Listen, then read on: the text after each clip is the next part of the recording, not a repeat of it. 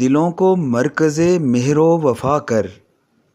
حریم کبریا سے آشنا کر، جسے نان جویں بخشی ہے تو نے،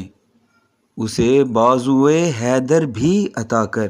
مرکز مہر و وفا سے مراد ہمدردی، محبت اور شفقت کا گہوارہ۔ حریم کبریا خالق کائنات کا حرم، نان جویں جو کی روٹی، بازوئے حیدر حضرت علی رضی اللہ تعالی عنہ جیسی طاقت والے بازو۔ اس ربائی میں حضرت علامہ اقبال رحمۃ اللہ علیہ نے اللہ سبحانہ و تعالی سے یہ دعا مانگی ہے کہ اے خدائے لم یزل، مسلمانوں کے دلوں میں محبت، وفا اور شفقت کا رنگ پیدا کر دے اور انہیں حریم کبریا یعنی اللہ تعالیٰ کے حرم سے آشنائی عطا کر، انہیں اللہ تعالیٰ کے حرم کی طرف مائل کر دے۔ آپس میں ایک دوسرے سے محبت، شفقت اور مہربانی سے پیش آنا مومنوں کی صفات میں سے ایک ہے، جیسے ایک اور شعر میں اسی حقیقت کا اظہار کیا گیا ہے۔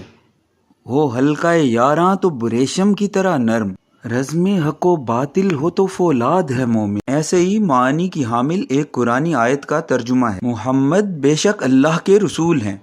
اور جو لوگ آپ کے ساتھ ہیں وہ کافروں پر بہت شدید ہیں لیکن آپس میں ایک دوسرے پر رحم کرتے ہیں۔ وفا کا ایک اور مطلب نبی کریم خاتم النبیین صلی اللہ علیہ وآلہ وصحبہ وسلم سے وفا نبھانا بھی ہے، یعنی نبی کریم صلی اللہ علیہ وآلہ وصحبہ وسلم کی لائی ہوئی شریعت کی کامل اطاعت کرنا۔ محترم ناظرین توجہ فرمائیے، اگر مسلمانوں میں یہ دونوں خصوصیات پیدا ہو جائیں، نمبر 1 باہم شیر و شکر ہو جائیں، آپس میں محبت اور مودت موجود ہو، نمبر 2 دین اسلام پر پوری طرح کاربند ہو جائیں، تو پھر کیا کہنے۔ تاریخ شاہد ہے کہ انہی دو خوبیوں کی بدولت فارس اور روم جیسی سپر پاورز کو شکست فاش دی اور کیسر و کسریٰ کے تخت الٹ دیے تھے، اسلام کا علم بلند کر کے دین اسلام کو سربلندی عطا کی۔ اب آتے ہیں دوسرے شعر کی تشریح کی طرف۔ دوسرا شعر ہے، جسے نان جویں بخشی ہے تو نے، اسے بازوئے حیدر بھی عطا کر۔ اس شعر کا مطلب ہے، اے خدائے عز و جل، جس مسلمان کو تو نے دنیا کی دولت سے مالا مال نہیں کیا، اسے اس دولت سے وافر حصہ نہیں دیا، اسے کھانے کے لیے طرح طرح کی نعمتیں عطا نہیں کی اور زندہ رہنے کے لیے صرف جو کی سادہ روٹی دی ہے، تو یہ تیری عطا اور تقسیم ہے اور تیری عطا اور تقسیم پہ بندہ مومن راضی ہے، وہ سر تسلیم خم کرتا ہے۔ لیکن میری التجا اور دعا یہ ہے کہ اسے جو کی روٹی کے ساتھ ساتھ بازوئے حیدری کی دولت بھی عطا کر دے۔ یہ خوبی ایک طرف تو اس کی دنیاوی دولت کی قلت کا نعم البدل ہو جائے گی، دوسری طرف اس بازوئے حیدری کی وجہ سے وہ اسلام کی وہی بیش بہا خدمت سر انجام دے سکے گا جیسی خدمت دین اسلام کے غلبے کے لیے حضرت علی رضی اللہ تعالی عنہ کی جرأت و بہادری کی بدولت دین اسلام اور مسلمانوں کو میسر ہوئی۔ حضرت علامہ اقبال نے اس شعر میں جو نان جویں اور بازوئے حیدر کی اصطلاحات استعمال کی ہیں، ان میں ایک ربط ہے۔ چوتھے خلیفہ راشد حضرت علی رضی اللہ تعالی